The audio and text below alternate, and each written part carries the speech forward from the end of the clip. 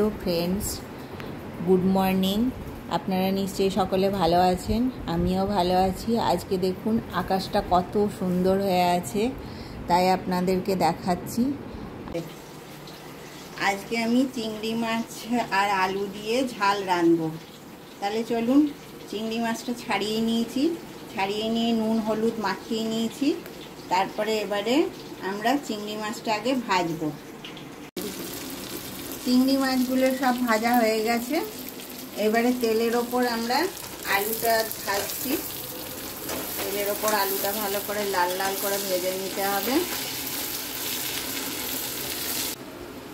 আলুটা এবারে লাল করে ভাজা হয়ে গেছে, উঠিয়ে নিচ্ছি আমি।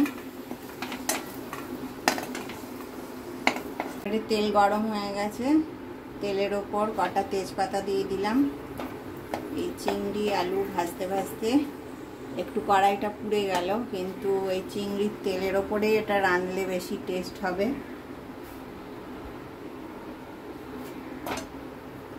তারপরে অল্প করে পেঁয়াজ কুচি দেব।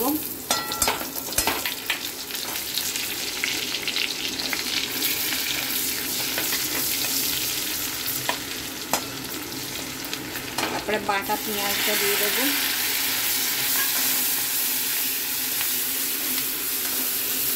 বাটা পেঁয়াজটা যখন দিলাম তখন অল্প চিনি দেবো।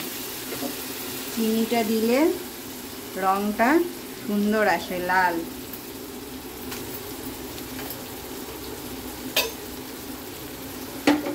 পেঁয়াজটা এবারে ভালো করে ভাজবো।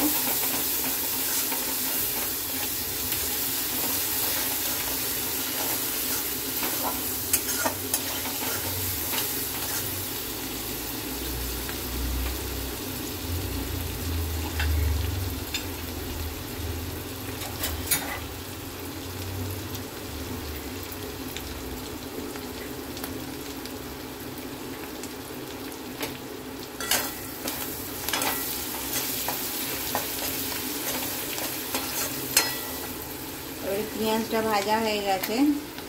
এবারে 1 চামচ আরও একটু আদা রসুন বাটা দিয়ে দিলাম।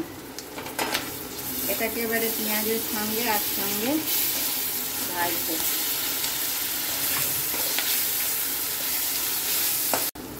এবারে আমরা এর মধ্যে অল্প একটু জল দিয়ে দেব। এবারে জিরে ধনে পাউডার, অল্প গোলমরিচও আছে এর মধ্যে গুঁড়ো করা, আর কাঁচা লঙ্কা আর শুকনো লঙ্কা একসঙ্গে পেস্ট আছে। ঝালটা একটু বেশি লাগে, ঝালটা একটু বেশি দিলে ভালো লাগে খেতে।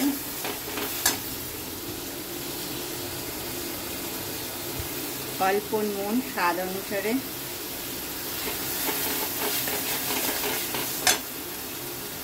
অল্প শুকনো লঙ্কার পাউডার দেব। শুকনো লঙ্কার পাউডার দিলে রঙটা খুব ভালো হবে।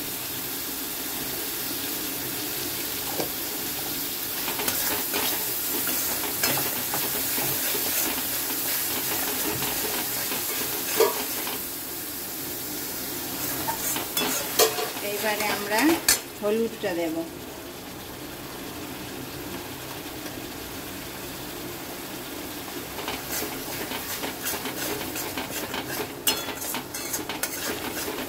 এবারে আলুগুলো দিয়ে খুব ভালো করে আমরা কষবো।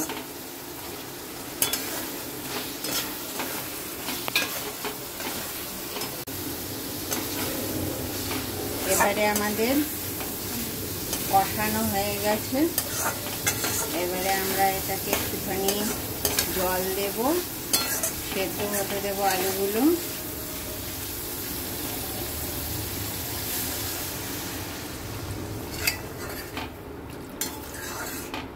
এবারে আলুগুলো একটুখানি সেদ্ধ হোক, তারপরে চিংড়িটা দেব।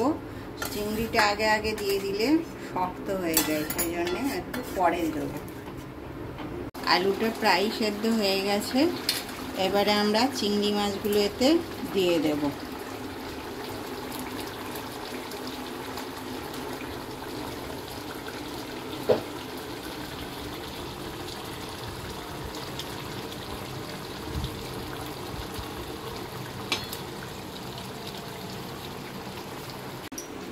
এবারে আমাদের চিংড়ি মাছটা হয়ে গেছে বানানো।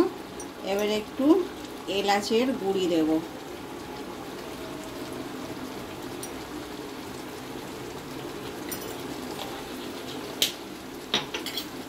এলাচের গুঁড়ি দেওয়া হয়ে গেছে। এবারে একটু উল্টে পাল্টে দিয়ে গ্যাস অফ করে ঢাকা দিয়ে দেব। আর আমার এই চিংড়ি মাছ আর আলু দিয়ে ঝালটা কেমন লাগলো আপনাদের জানাবেন। আমার চ্যানেলটাকে লাইক, শেয়ার, সাবস্ক্রাইব করবেন। আর আপনারা অবশ্যই ট্রাই করবেন এটা। নমস্কার।